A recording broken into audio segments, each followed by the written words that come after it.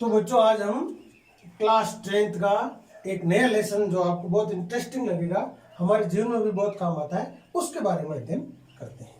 और उसका नाम है दैनिक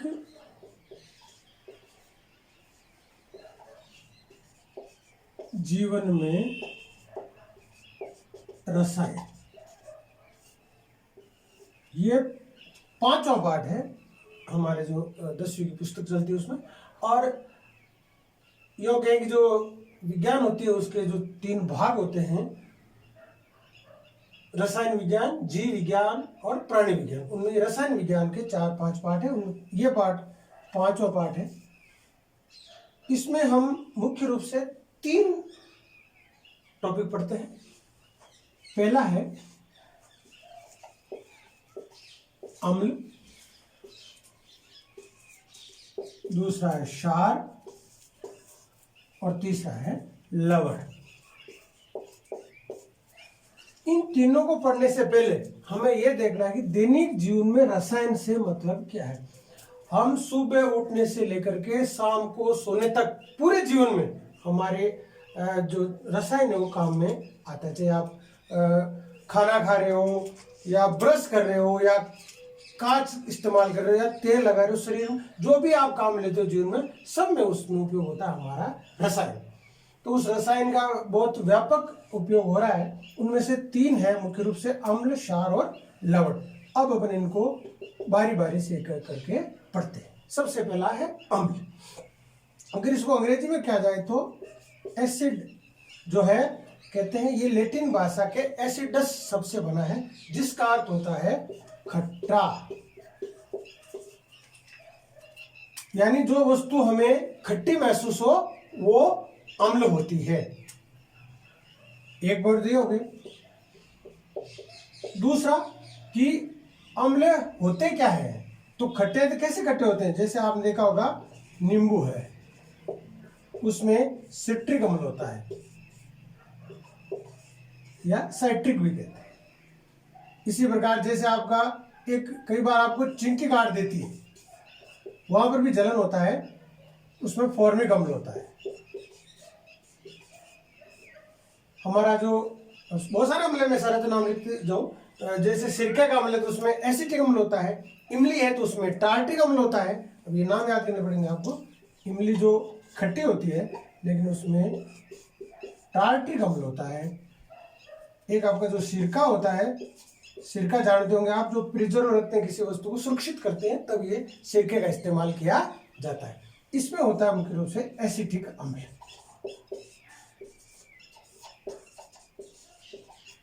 तो ये कुछ अम्ल है जो खट्टे हैं या जिनसे हमारे शरीर में जलन उत्पन्न हो सकती है। जैसे चींटी काटती है तो वो अम्ल है चींटी के अंदर, वो कौन सा है, फार्मिक अम्ल। सब खट्टे के खट्टे होते हैं।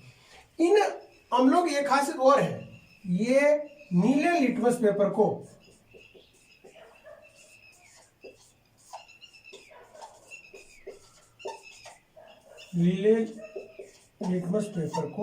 कैसा कर देते हैं, लाल कर देते हैं।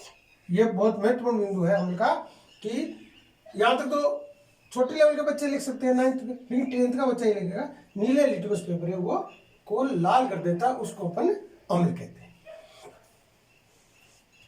इसी प्रकार आप देखते हैं अपन क्षार। क्षार में महत्वपूर्ण शब्द है, क्षार होते हैं कड़वे। कैसे होते हैं, कड़वे होते हैं और चिकने होते हैं। जैसे आपका साबुन है, ये क्षार, ये कड़वे होते हैं और चिकने होते हैं, क्षार कहलाते हैं। क्षार में आप देखोगे क्षार के सूत्र जैसे NH4OH KOH, ये क्षार है। अब इनमें अम्ल भी आप देख सकते हो, बहुत सारे अम्ल हमारे पास, जैसे HCl, H2SO4, HNO3, ये है हाइड्रोक्लोरिक अम्ल। H2SO4 ये है सल्फ्यूरिक अम्ल।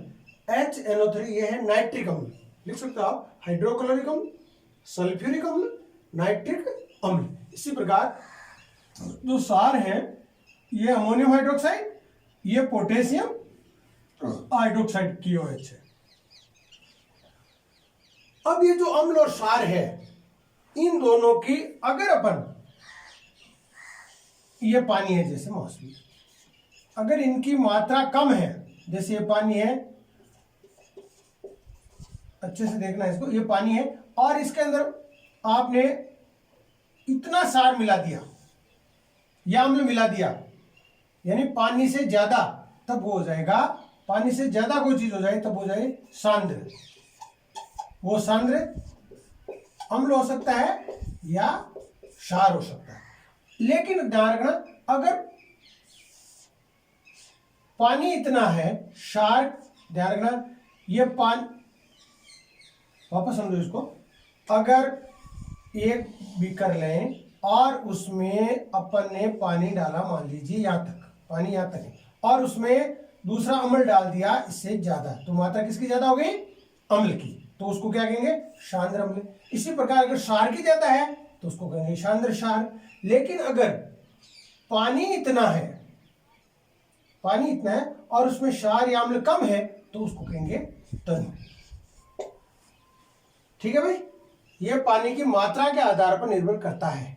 ठीक है, उसको अपन तनु या सांद्र कह सकते हैं, जिसमें पानी की मात्रा कम और ज्यादा के आधार पर इसका निर्धारण किया जाता है। अब इसके बाद आता है देखो लवण। बहुत अच्छे से समझ लेना इसको। अम्ल और क्षार जब क्रिया करते हैं तब लवण बनते हैं। क्या बनते हैं? लवण बनते हैं। अम्ल प्लस क्षार बराबर लवण प्लस जल। अब कैसे बनते हैं बताता हूं मैं आपको।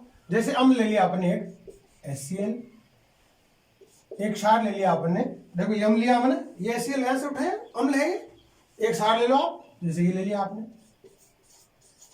ये अम्ल है और ये क्षार है, इन दोनों को मिला दो, पहले लवण बना दो। देखो KCl प्लस जल का सूत्र होता है H2O। अब ये बना कैसे H2O? देखो ये ऐसे निकल गया यहां से, ये 2H मिल करके H2O, बस क्या गया KCl, ये KCl और ये H2O। आ गया समझ में? इस तरह लवण है वो अम्ल और क्षार की क्रिया से बनते हैं। एक बात और ध्यान रखो, लवण इनके जो गलनांक और क्वथनांक होते हैं बहुत ज्यादा उच्च होते हैं, हाईएस्ट। जैसे आपका संगमरमर का पत्थर है, चाहे आपका जिप्सम है, चाहे आपका फिटकरी है। जैसे आपको जिप्सम का सूत्र बताता हूं मैं, जैसे जिसको अपन मारवाड़ी भाषा में अपने खड्डी बोलते हैं, जिप्सम को बताता हूं। देखो ये जिप्सम है, इसका सूत्र होता है CaSO4 डॉट 2H2। ये बड़ा लिखना चाहिए, 2H2। ये जिप्सम का सूत्र है, खड्डी होती है। एक होती है हमारे फिटकरी। फिटकरी हमारे जो पानी को साफ करने में काम आती है, फिटकरी। इसका सूत्र थोड़ा लंबा है लेकिन याद हो जाएगा, K2SO4 डॉट Al2SO4 का होल थ्राइस डॉट 24H2। ये हमारा फिटकरी का सूत्र है।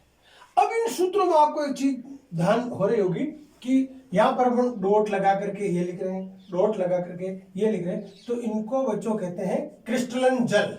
ये भी पूछा था बोर्ड में, क्रिस्टलन जल एक बार आया एक नंबर का।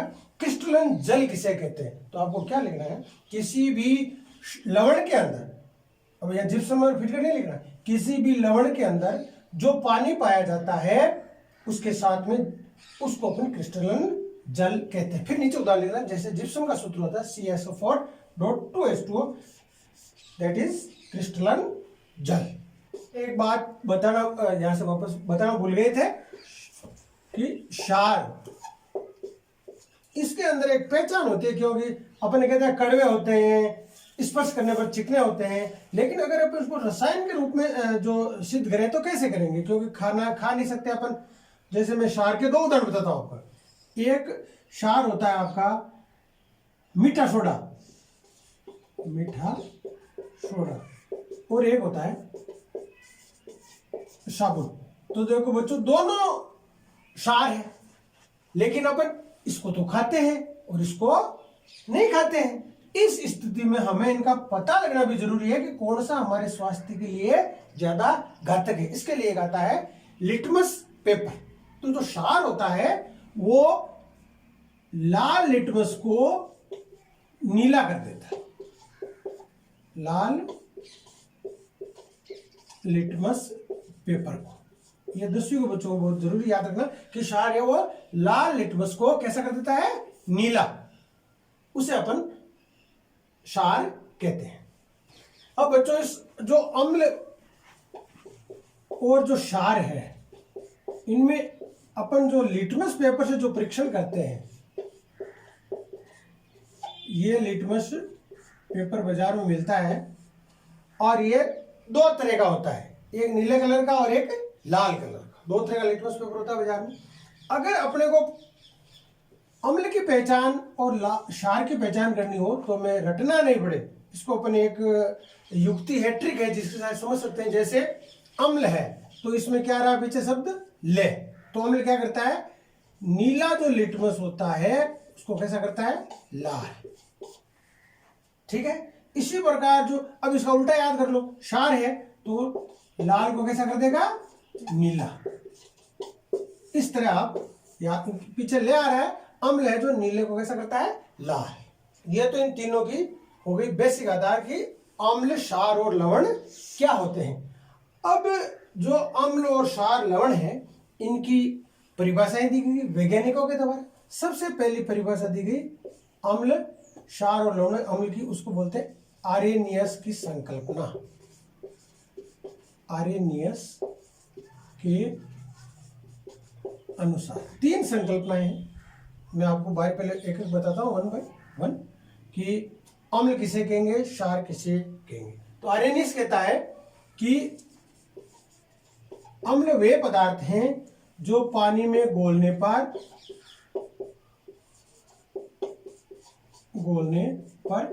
H+ आयन देते हैं। इसको बोलते हैं हाइड्रोजन आयन। ठीक है भाई, इसको बोलते हैं हाइड्रोजन आयन। और क्षार क्या है, बिल्कुल छोटी सी परिभाषा है, पानी में घोलने पर OH- आयन देते हैं। इसको बोलते हैं हाइड्रोक्सिल आयन। Hydroxyl ion. बस इतनी आर्हेनियस कहता है अगर अम्ल है उसको कैसे पता पड़ेगा, पानी में घोल दो, H+ आयन देता है तो हाइड्रोजन प्लस आयन देता है तो वो अम्ल है। अगर पानी में घोला क्षार को और वो हाइड्रोक्सिल आयन देता है तो वो क्षार है। वापस समझो, पानी में घोलने पर अगर हाइड्रोजन निकलती है तो वो अम्ल है और पानी में घोलने पर हाइड्रोक्सिल आयन बनता है तो वो क्षार है। अब अपन इसको कैसे सिद्ध करेंगे, देखो जैसे अम्ल को देखते हैं, ये अपन पहले पढ़ चुके हैं, HCl अम्ल है।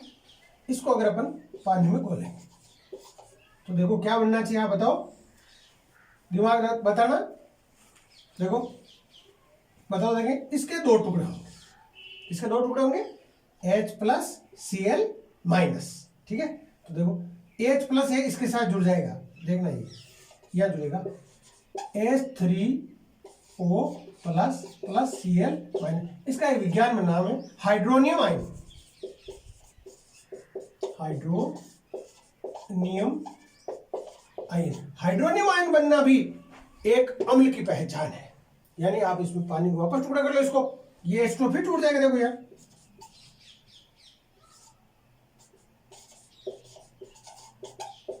ये तो H+ निकल गया ना, तो ये H+ देता है, वो आपका पानी के अंदर घुला और घुल करके वापस अलग हो गया, H+ आयन बाहर आ गया, तो ये क्या हो गया, अम्ल हो गया। इसी प्रकार अपन क्षार का देखते हैं।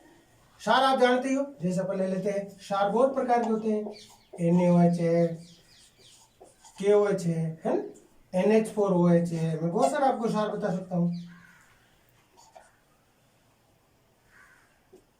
इन क्षारों को अगर पानी में घोलें, जैसे अपने बोल दिया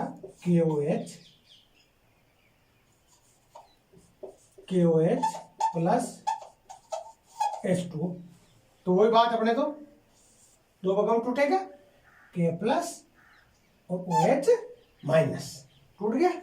ये पानी में घोलने पर, अब यहां पर आपको थोड़ा ध्यान देना पड़ेगा। देखो कैसे देना पड़ेगा, जो K प्लस लिखा आपने, अब इसके भी दो टुकड़े होते हैं, पानी के भी। देखो अगर इसको तोड़ा है अपन ना तो H plus plus OH minus, ऐसे होता है। पानी के भी दो टुकड़े होते हैं, क्योंकि H2O प्लस माइनस न्यूट्रल हो जाते हैं, उदासीन हो जाते हैं, और H2O बनता है। तो यहाँ पर क्या प्लस किसके साथ है, देखो प्लस प्लस के साथ जुड़ जाता है माइनस माइनस के साथ, क्या बनता है K बोलो H प्लस प्लस बोलो O2H2। तो यहाँ पर क्या बना आपका ये माइनस, देखो ये। तो अपने को क्या बनाना है, इसको वापस अपन तोड़ेंगे O2H2 को, OH minus plus OH minus, ये क्या बन गया अपना हाइड्रोक्सिल आयन।